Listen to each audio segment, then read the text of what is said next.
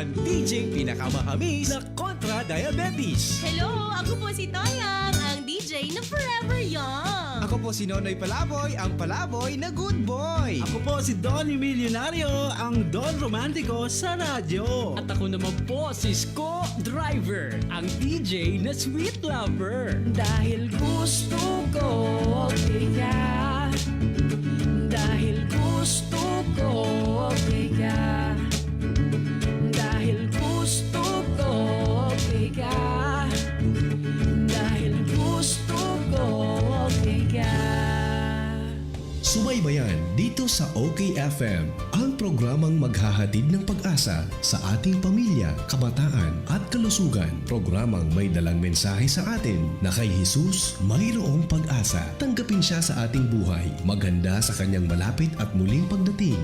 Bagong pag-asa, mapapakinggan tuwing alas 5:30 hanggang alas 6 ng umaga, Lunes hanggang Biyernes. Dito lamang sa OKFM. Kung kayo po ay may katanungan at may mga kapasyahan, maaari po kayong mag-text sa 0977-826-1668 at sa 0930-259-4485. Inaasahan po namin ang inyong mga pakikisangkot sa ating pong pag-aaral. Bagong pag-asa.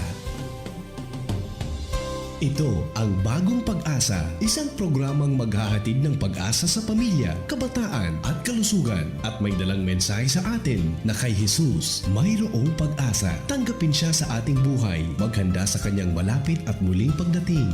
Bagong Pag-asa. Isang magandang umaga po sa inyong lahat, mga ginigiliw nating mga taga-subaybay sa lahat ng dako ng Albay, Camarines Sur at iba't ibang dako po dito sa Bicol Region. Magandang umaga po sa lahat ng inaabot po ng ating signal ng 97.1 OKFM. Magandang umaga po, ano man ang inyong mga pinagkakaabalahan ngayon. Magandang umaga po at ituloy natin ang paghahatid ng panibagong pag-asa. Ito po ang inyong lingkod, Gerald Rivero po. Sa oras na ito tayo muli ang magsasama-sama ng sa ganon ay matapos po natin ang ilang mga serye ng pag-aaral anho. At mga next week ay babalik na po ang inyong mga regular host. Magandang umaga po at nais nating iparating ang pagbati sa lahat na nakatutok natin mga kaibigan sa ating Facebook Live. Ang aking pong pagbati ay aking ipinaparating sa inyo. Magandang umaga po sa aking dating teacher na nakatutok ngayon, si Mr. Inciso. Gayun din po ang aking kaibigan sa Pasakaw, si Jim Prades. At ang isang kaibigan nating teacher po sa partido, si Sir Cesar Andaya. Gayun din po ang ating ang presidente ng Aeon Club. Magandang umaga, Sir Steve. Magandang umaga po at sa buong sambahayan. Regards po kila Ma'am Joy at sa lahat ng inyong sa lahat ng pamilya. And of course, gusto natin paabutan ng magandang umaga po si Weng, ang aking classmate.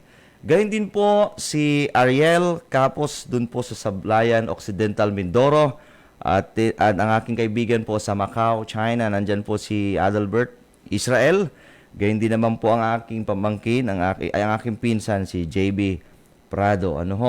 And of course, nais natin paabutan ng magandang umaga si Ma'am Hermie Imperial, ang aking pong pinsan si Kapitan Antonio Bufete dyan po sa Ragay. Gayun din naman po mga kaibigan ng ating pong kaibigan po na nasa Tabaco, si Sir John Paul Sainz. Magandang umaga po sa inyo lahat at sa lahat po ng mga hindi natin nababanggit pa pero alam po namin na kayo nakatutok. At doon po sa mga nakatutok sa 97.1 OK na nag-text sa akin kahapon, magandang umaga po sa inyong lahat mga kaibigan. Ngayong umaga ay magpapatuloy tayo sa ating pong pag-aaral. At ngayon ay ipapatuloy natin yung pong ating serye ng pag-aaral tungkol po sa family. Ate Pam, magandang umaga po sa iyo, ang aking pinakamagandang kaibigan. Anyway, tayo po yung manalangin bago tayo magpatuloy. Panginoon naming Diyos, muli po naming nilalapit sa inyo ang aming mga sarili ngayong umaga. maraming salamat po sapagkat binigyan nyo kami ng pagkakataon upang muli pong mag-aral, gayon din maghugot ng bagong pag-asa sa umaga pong ito, Panginoon. Maraming salamat sapagkat kayo ang aming makakasama. Ngayon ay pag-uusapan po namin ang tungkol sa pagkakaroon ng pag-asa sa pamilya. Hinihiling namin na kayo po ang aming makasama at patnubayan kami. Ito po ang aming hinihiling sa pangalan ng aming Panginoong Hesus. Amen. Mga kaibigan, nung nakaraang araw, nung kahapon po ay napag-usapan natin ang tungkol sa ano nga ba talaga ang rason bakit marami ngayon sa atin ang nagtatanong, bakit ba nagkaroon o pumasok ang kasalanan? Bakit pumasok ang kasamaan sa buong mundo? Na ano pat sa kanyang pagpasok dito, nagtataka tayo, bakit bata pa lamang ay marunong ng magsinungaling, marunong ng gumawa ng kasalanan. Ang rason, mga kaibigan, sa ating pong napag-aralan, mga kaibigan, ay dahil po sa isang kasalanan ng isang dati anghel ng ating Panginoon, ngunit nahulog sa pagkakasala. Pero po, hindi tayo pinabayaan ng ating Panginoong Diyos. Siya'y gumawa ng paraan upang tayo ay hindi malugmok sa kasalanan. Siya po ay gumawa ng paraan upang tayo ay patuloy na magkaroon ng pag-asa. Alam po ba ninyo na ang ating Panginoong Diyos ay merong pangako sa atin? Alam mo, kung pag-uusapan natin ang pamilya, napag-usapan natin po ang patungkol sa sino ba ang naglalang ng pamilya?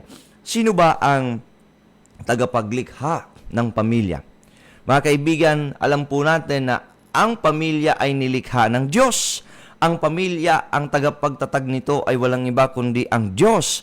Kanya po, meron siyang mga bagay na nais na dalhin sa mag-asawa, nais niyang dalhin sa loob ng tahanan kung paano mapanatili ang pagkakaroon ng masayang relasyon sa loob ng pamilya. Pag-uusapan po natin ngayon ang halos pangarap ng lahat ng tao sa buong mundo ay ang pagkakaroon ng pamilyang kahit na narito pa tayo sa lupa ay para bagang langit ang ating nararamdaman. Ano ang mga klase ng pamilya yan, mga kaibigan? Ito yung mga sikreto upang tayo ay lumikha at magpanatili ng isang matatag at masayang relasyong mag-asawa. Umpisahan po natin sa mag-asawa dahil alam po ninyo ang ganda ng pagsasamahan, ang saya ng pamilya, yan nakasalalay din sa mag-asawa. Unang-una, nakasalalay sa mag-asawa. Nakasalalay po yan sa kung paano ang mag-asawa ay mayroong silang relasyon sa bawat isa na matatag. Number 1, na sikreto. Sa pag-aasawa, kinakailangan mong alalahanin na kinakailangan mo pong gumawa ng commitment. You have to make a commitment, not an experiment. Ito yung pagkakaiba po. Kinakailangan tayo ay gumawa ng commitment at sa pagpasok natin sa pag-aasawa, alamin natin na hindi po ito isang experiment. Bakit? Anong pagkakaiba nito? Ang experiment ay nagsasabing, subukan natin. Kung maging maganda, ay itutuloy natin ang relasyong ito. Pero kung hindi naman maging maganda, maghanap tayo ng panibago at magpasimulang muli. Experiment po. Pag-aaral. Para bang pag-aralan muna natin kung magiging maayos ang ating pagsasama. Pero po ang commitment, ang commitment, mga kaibigan, ay nagsasabing ako'y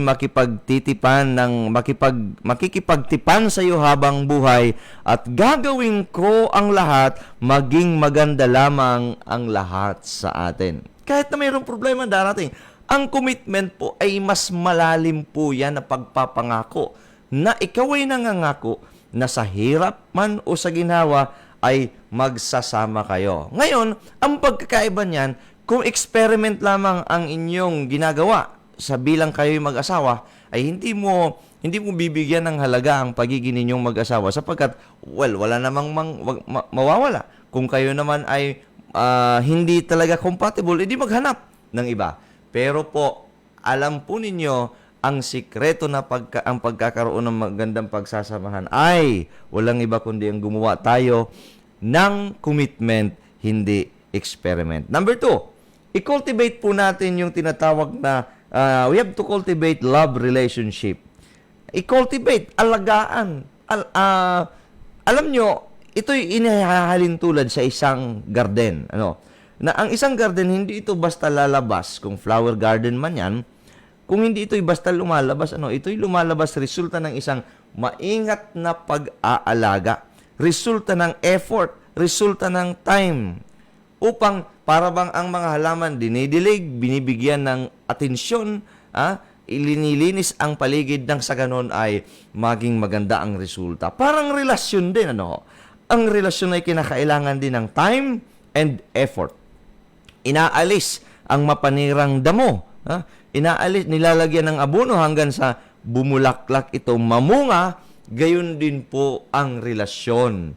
Ang kinakailangan ay mag-invest tayo ng time, mag-invest ng effort, sapagkat mapapaganda natin ang relasyon, mga kaibigan, kung tayo ay meron pong tinatawag na pag-alaga sa relasyong meron tayo. Kanya po, pagsikapan nating magkasamang payamanin at palakasin ang ating relasyon.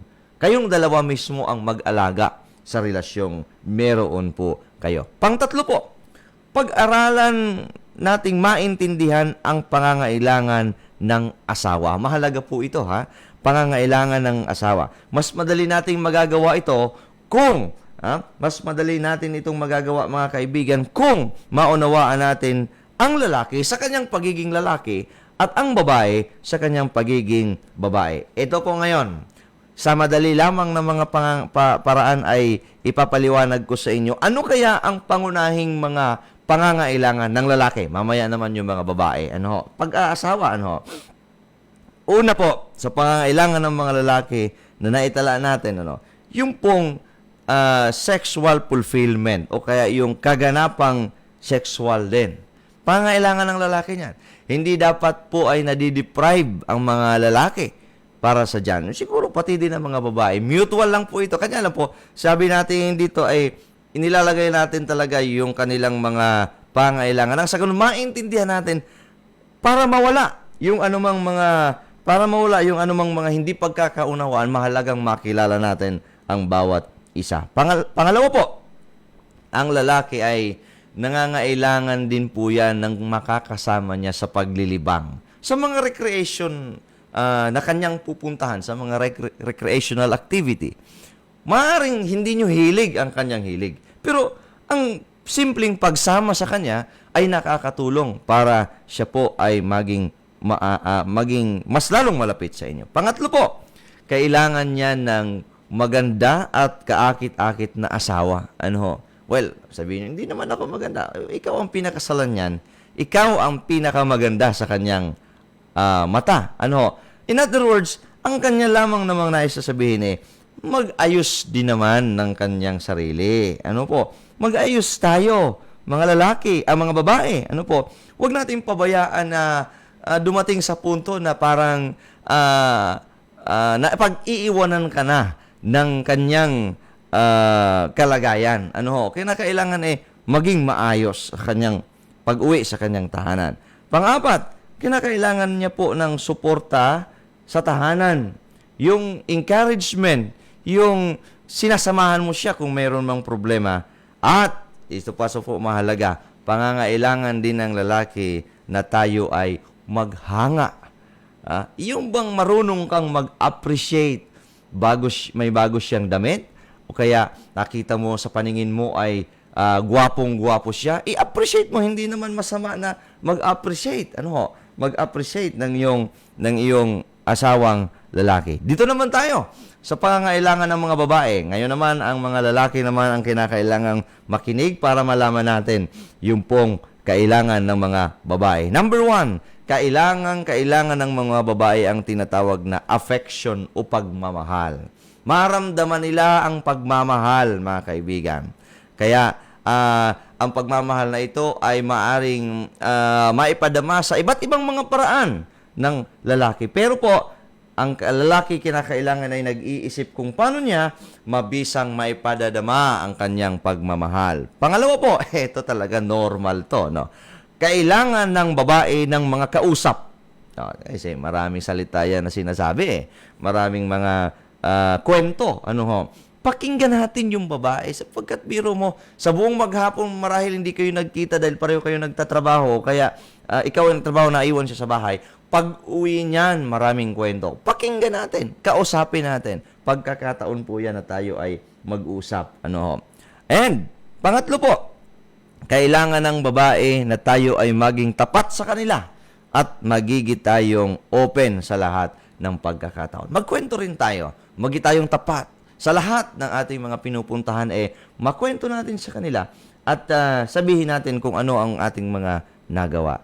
Pang-apat po ay, of course, yung financial support. Kailangan yan ng mga babae. At ang panghuli po na mahalaga ay kailangan ng mga babae na makita na tayo ay mayroong commitment sa pamilya. Pagsisikap na makita na gusto niya talagang itaguyod ang kanyang pamilya sa paraang kanyang alam. Alam po ba ninyo na ang pang-apat po at panghuli nating pag-uusapan dito sa mga pangailangan na ito ay ipahayag ang ating pagmamahal. Yung pong expression of love, mahalaga. Hindi yung mahalaga na alam lang niya na mahal mo siya.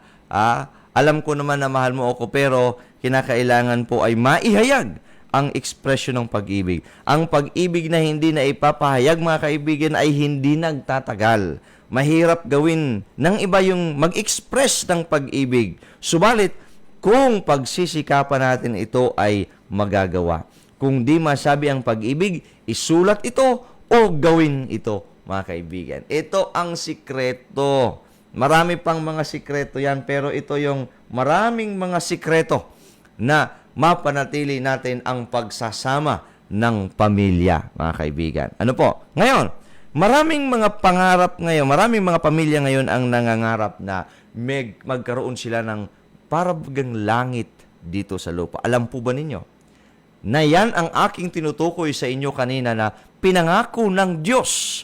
Kaya po, mayroon tayong pamilya ngayon sapagkat ito'y magigisa ng refleksyon ng langit. Dapat dito sa lupa ay nakadadama tayo na parabang mayroong langit. Alam po ba ninyo, mga kaibigan, na ang pangarap nating langit ay ipinangako ng Diyos sa atin? Ngayon, anong pangako ng Diyos sa atin, mga kaibigan? Well, bago ko magpatuloy, sa aking kaibigan, aking kumpare, si paring Joven Casabuena. Padi, maray na aga sa imo, nakikinig sa kanya, sa atin ngayon. Magandang umaga po.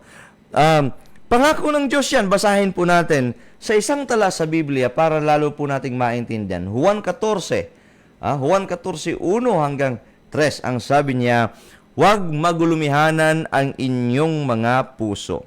Magsisampalataya kayo sa Diyos, magsisampalataya naman kayo sa akin. Sabi ng Panginoon, sa bahay ng aking Ama ay maraming tahanan. Kung di gayon ay sinasabi ko sana sa inyo, sapagkat ako'y paroroon upang ipaghanda ko kayo ng lugar. Upang ipaghanda ko kayo ng dakong kalalagyan, at kung ako'y pumaroon at kayo'y maipaghanda na ng kalalagyan, ako'y muling paparito at kayo'y aking tatanggapin sa aking sarili, upang kung saan ako naroon, kayo naman ay dumuon. Ako, napakagandang pangako. Ang Panginoon pala, mga kaibigan, ay naghahanda ng langit. Si Jesus ay naghahanda sa atin ng ating pangarap na tahanan. Libre po ito. Walang bayad. Hindi tayo umuupa. Nakareserba po ito, mga kaibigan, sa mga pamilya na meron tayo. Tandaan po ninyo, tulad ng mga sinabi ko nung una, ito ay pamilya. Gusto ng Panginoon ang kanya pong inihahanda ngayon sa atin ay isang tahanang libre, walang bayad, at naka-reserve sa lahat ng pamilya na meron tayo. Hindi lamang sa tatay, hindi lamang sa nanay, hindi lamang sa mga anak, kundi alam po ba ninyo na ang panukala ng Diyos, tayo ay dalhin doon sa langit. Yan po, mga kaibigan, ano po? Yan ang ating dapat na maintindihan. Ngayon po, ang aking namang isang dapat na maibigay upang ang ating pong mapag-aralan ay totoo. Ha? Ito po ang mga katotohanan sa langit. Number 1, ang langit ay isang tunay na lugar. Ito ay ipinangako ng Diyos mismo sa atin. Maraming mga tao ang hindi naniniwala tungkol sa langit. Maraming mga tao ang para bang yung langit ay imahinasyon lang yan. Yung langit ay yan ay para bang sinasabi lang ng mga taong desperado na ang buhay dito sa lupa. Ayaw na nila ng buhay dito sa lupa, kanya gusto nila lang lumipat sa langit. Sa bagay po, sa totoo lang, sinabi ng Biblia mas napakaganda ng buhay doon po sa langit kesa naman dito sa lupa. Ano po? Kanya, ang langit ay isang tunay na lugar. Ito ay hindi lamang po kwentong barbero. Ano po? Well, marami nagsasabing hindi natin kailangan yung langit.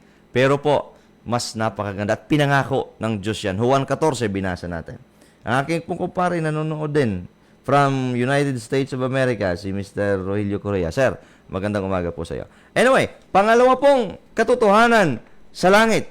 Ang langit ay isang napakagandang lugar. It is a beautiful place. Basahin natin sa Apokalipsis 21:3.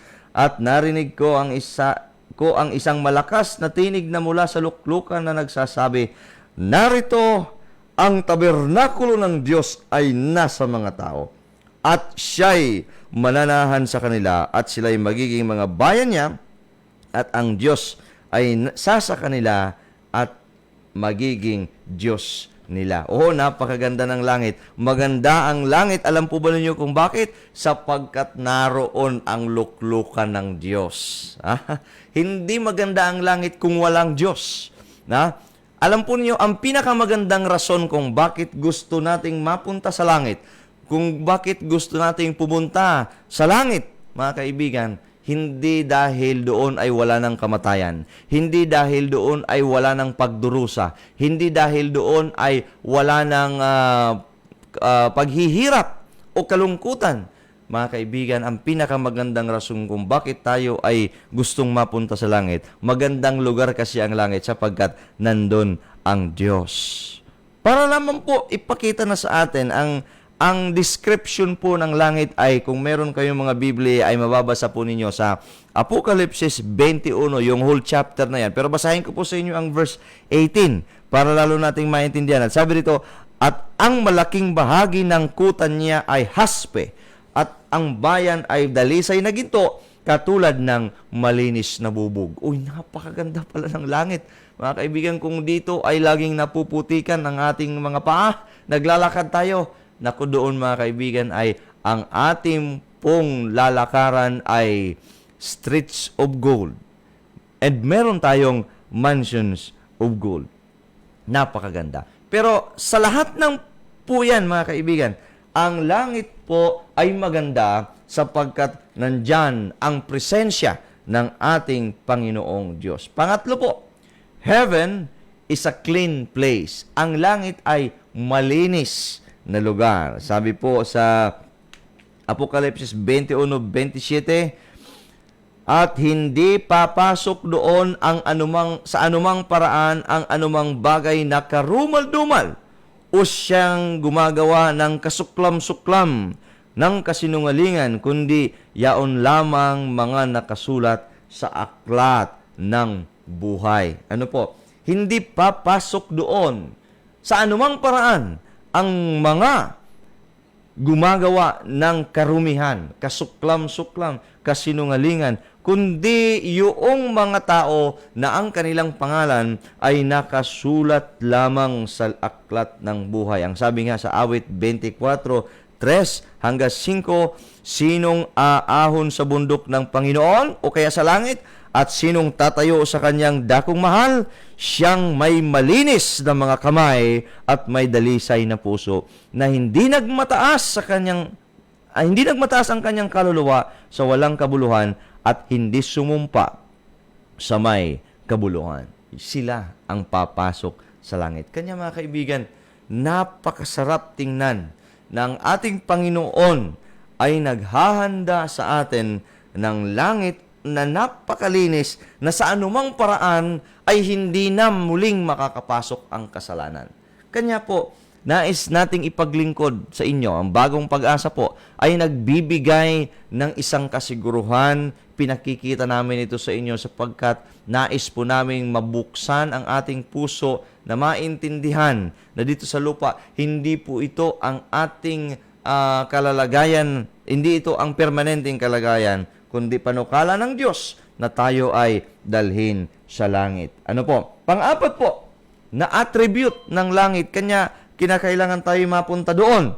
Ang pang-apat po ay heaven is a safe place. Ang langit ay ito ay isang ligtas na lugar.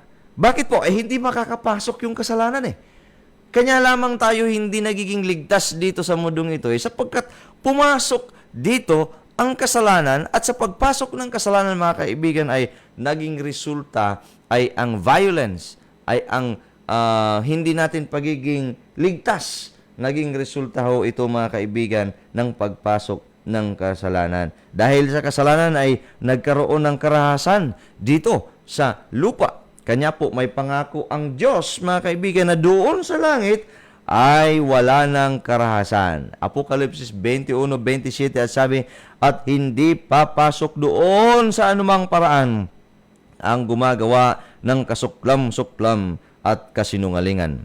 Mateo 6:19 hanggang 20 at sabi rito, huwag kayong mangagtipon ng kayamanan dito sa lupa, kundi mangagtipon kayo ng kayamanan doon sa langit, na dooy hindi nanghuhukay at hindi nagsisipagnakaw ang mga magnanakaw. Kasi hindi makakapasok ka ang magnanakaw. Kanya po, safe. Walang hold-upan doon. Walang patayan doon. Walang anumang mga masamang iniisip ng tao. Napakalayo po sa kagandahan at sa pagiging ligtas ang ating sanglibutang kinabubuhayan. Panglima po, heaven is a happy place. Napakasarap mga kaibigan ng langit. Napakasarap ng langit. Ano pong kasiguruhan niyan? Basahin natin uli. Apokalipsis 21 sapagkat nandun ang lahat ng description ng langit. Ang sabi rito, 21:4 hanggang 5 ng Apokalipsis, ang sabi niyan, para mapatunayan natin na ang langit ay isang masayang lugar. Sabi rito, at papahirin niya ang bawat luha sa kanilang mga mata. At hindi na magkakaroon ng kamatayan, hindi na magkakaroon ng pagdadalamhati o panambitan man, o ng hirap pa man. Ang mga bagay ng una ay naparam na. At yaong nakaluklok sa luklukan ay nagsabi, narito, ginagawa kong bago ang lahat ng mga bagay. Mga kaibigan, kapag wala ng kamatayan, pagka wala ng problema, pag wala ng pagdadalamhati, wala ng panambitan, ang lahat ng mga bagay sa una ay naparam na. Napakasaya na ng mundo, mga kaibigan. Napakasaya na ng ating kinalalagyan. Kanya nga po, ang langit ay ganon. Binabago ang lahat. Wala na pong pagtangis sa langit. Wala nang pagkakasakit. Doon ay mag-aawitan. Ano po ang sinabi sa Isaiah? Sa Isaiah 35:10. At ang pinagtutubos ng Panginoon ay mga babalik sa Sion at walang hanggang kagalakan ay mapapasa kanilang mga ulo. Walang hanggang kagalakan. Sila'y kakanta, sila'y aawit, mga kaibigan, sapagkat doon sa langit, wala tayong ibang mararamdaman kundi kasiyahan. Wala nang kamatayan Wala nang sakit. Hindi na tayo magugutom. Wala nang naghihirap. Kanya, mga kaibigan, napakasarap ng pangako ng Diyos sa atin sa kabila ng maraming problema dito sa lupa. Number 6, and I think ito na ang pinakahuli na aking dadalhin sa inyo. Heaven will be a meeting place of a saint. Ito ay magiging tagpuan ng mga taong maliligtas, mga kaibigan. Ang langit ay pinanukala ng Diyos na tayo ay magkita-kita roon. Pati yung ating mga mahal sa buhay na nauna nang namatay sa atin at naging ligtas, dito rin po ay tayo ay magkikita-kita doon. Sabi sa unang Tesalonica 4:17, kung magkagayon tayong nangabubuhay at nangatitira ay aagawin kasama niya sa alapaap upang salubungin ang Panginoon sa hangin, at sa ganito'y sa Panginoon tayo kailanman. O mga kaibigan, napakasarap, napakasarap na tayo ay mabuhay kasama ng ating Panginoon. Napakasarap na dito sa mundo ay meron tayong pamilya na ang disenyo nito ay parang langit na maliit dito sa lupa. Uy, napakasarap mga kaibigan na tayo ay mamuhay ng masaya sa lupang ito. Pero mas masaya ang langit na inihahanda ng Panginoon sa atin. Mga kaibigan, amin pong iniiwan sa inyo ang programang ito ng Bagong Pag-asa ay diniscover natin ngayon ang pinakamasarap na pag-asa na ating mararamdaman, mga tugang. Mga kaibigan, ang pag-asa doon sa langit na bayan. Ang kanyang panukala ay dalhin tayong sama-sama sa langit. Mga kaibigan, inabot na po tayo ng oras upang pansamantalang maghiwa-hiwalay. Tayo po ay manalangin bago tayo maghiwalay. Panginoon, maraming salamat po sapagkat inyong ibinigay sa amin ang kaalaman tungkol sa inyong pangako na langit. Panginoon, pangarap namin na kami mapunta dyan sa langit. Aking ipinapanalangin sa inyo ang aking mga kaibigang nakikinig. Sana po, itong mga taong ito ay magkita-kita po kami dyan sa langit. Kasama nila ang kanilang buong pamilya. Pagpalain po kami sa buong maghapong ito. Ito po ang aming hinihiling sa pangalan ng aming Panginoong Hesus. Amen. Mga kaibigan, inabot na po tayo ng oras. Ito po ang inyong lingkod, Gerald Rivero. Aming ipinarating ang imbitasyon sa Lunes muli. Magsama-sama po tayo. Pagpalain po tayo ng Panginoon. Magandang umaga at maraming salamat po. Sa inyong napakinggan ang programang Bagong Pag-asa. Abangan muli sa Lunes dito sa OKFM. Salamat sa inyong pakikinig. Uy, pagirumdum lang ha. Kung